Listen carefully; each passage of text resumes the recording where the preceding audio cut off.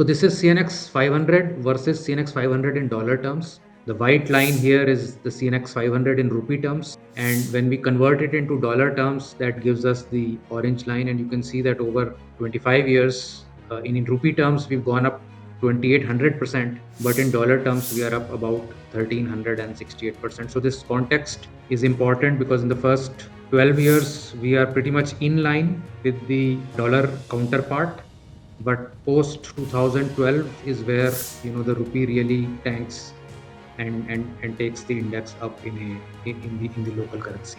When we look at CNX 500 to S&P 500 ratio, so here we have taken the CNX 500 in USD terms so that we can compare USD to USD, and you can see that while we had a great run from 2002 till 2008, and then of course we had the GFC crisis, since then we have not really performed versus the S&P 500. So you can see that this ratio CNX 500 in dollar terms has not been able to go up versus S&P 500 since the last at least 15 years, if not 18 years. So that is telling you a very different picture versus what is generally painted, that India market is doing phenomenally well.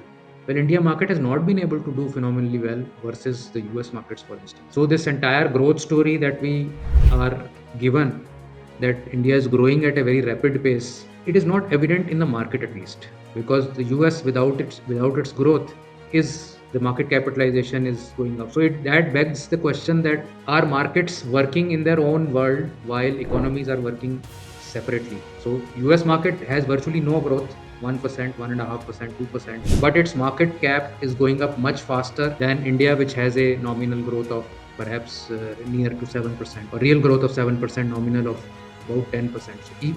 So economy where growth is 2%, the markets there are growing much faster than an economy where the growth is 7% and the markets are not able to.